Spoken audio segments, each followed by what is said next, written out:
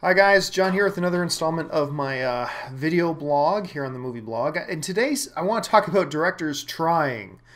Okay, so here's the story. Yesterday a post came out about how they're doing a Baywatch movie. Most of you probably have heard about this. They're doing a Baywatch movie. And they've been talking about doing a Baywatch movie for a long time.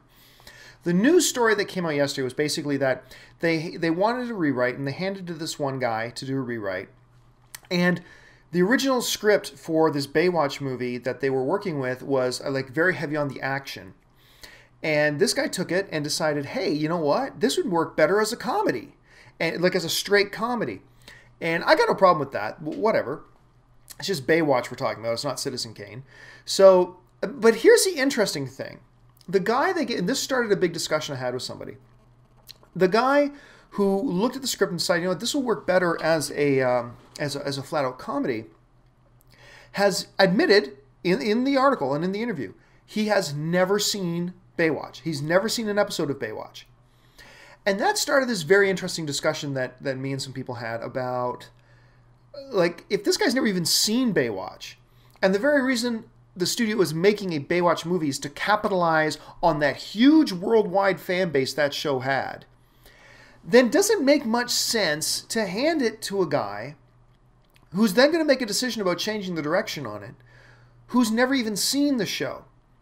Now, personally, I think it's not a great idea, but I don't think it's all that big of a negative. And this brought up another conversation. You see, I'm going to start to connect the dots here.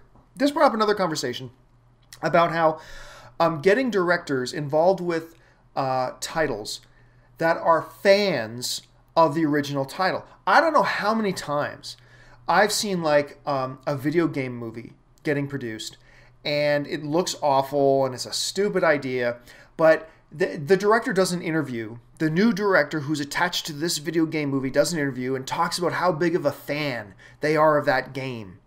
And then once that comes out, all of a sudden, people start jumping on the bandwagon. It's like, well, he's a fan of the game, so you know he's going to do a good job because it's important to him. He loves the game, so he's going to try real hard. And which, to me, is the most ridiculous nonsense in the world. No offense to anybody who holds that opinion, but I think the opinion is a dumb opinion. Not that you're dumb for having it, not at all. I have many dumb opinions, many dumb opinions. But I think that concept that, oh, if the director's a fan of the original thing, then that means he's going to try extra hard and it's going to be really good. Nonsense. Here's a great example. Dungeons and Dragons, all right? I used to play Dungeons & Dragons as a kid, and I played other role-playing games well after being a kid. Like up to a few years ago, I still played like the Star Wars West End Games version, Star Wars role-playing game, but I digress. So I used to play Dungeons & Dragons when I was a kid, right? And I love Dungeons & Dragons. So when I heard they were finally doing a Dungeons & Dragons movie, and they got an actor of the caliber of like Michael Ironside. Is it Michael Ironside? No, Jeremy Irons. That's it. Sorry, Jeremy Irons to be in it. I was all excited. And then it was announced this total newcomer director who's never directed anything. And his name was Courtney Solomon, if I remember it correctly. I think he later went on to direct An American Haunting. But anyway, Courtney Solomon was a huge... He got the gig because he's such a huge Dungeons & Dragons nut. Loves Dungeons & Dragons. Legit. He wasn't just giving a lip service. This guy was a legit Dungeons & Dragons nut. Loved it. So, I mean, lots of people were like, well... if they got a guy who's a fan of Dungeons & Dragons, that means that he's going to do it right because he's going to try real hard and he's going to do it justice and he's going to do it right because he is a fan of the original source material. And of course, Dungeons & Dragons turned out to be a huge pile of shit movie. I mean, I don't know how one could try to do the movie worse and do it worse. And he did it pretty damn bad.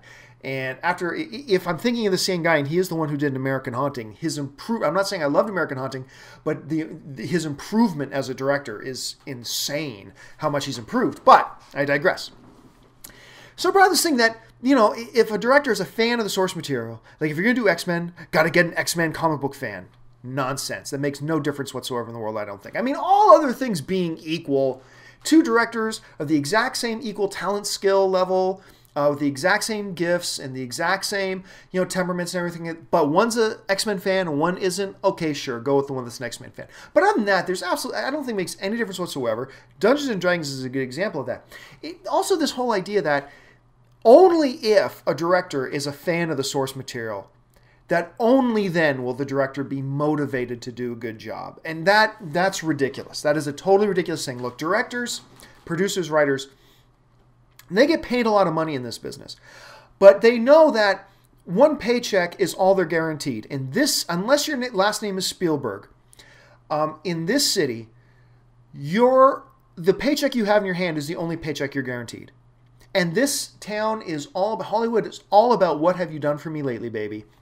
And they know every director who gets a shot at anything, any writer who gets a shot at anything, any actor who gets a shot at anything, realizes that that thing could be their last thing they get, unless they do a really good job and impress the right people. And just for the sake of greed and career, they are motivated. Trust me, every director in this town, unless they're already a multi-billionaire, is motivated to do the very best job they can. So, like, if you hear that next week that, I don't know, they're doing a new live action, what's a good comic? Let's say Calvin and Hobbes. Let's say they're going to do a Calvin and Hobbes movie. And they hire some director to do it. One doesn't have to worry that the director is going to be motivated to want to do a good job, whether he was a Calvin and Hobbes fan or not. His own livelihood and well-being is his motivation, far greater than whether he was a fan of the original source material. So I have never bought this argument that a director has to be a fan of the original source material in order to be motivated to do a good job. Bringing this full circle back to this whole thing with Baywatch, is it a good idea to give the decision about which direction to take a Baywatch movie into the hands of a guy who's never even seen the show? All other things being equal, probably not. But I don't think the fact that he wasn't a fan and well-versed in the original material of the show doesn't necessarily mean he's not going to do a great job. It doesn't mean he's not going to be totally motivated to do his best, because I guarantee you he will be motivated to do his best because he wants another job after this. And so, yeah, anyway, just kind of some mindless rabble that came out from a post that was put up yesterday about Baywatch. There you go. Thanks for checking out my video blog for the movie blog. I'm John Campea.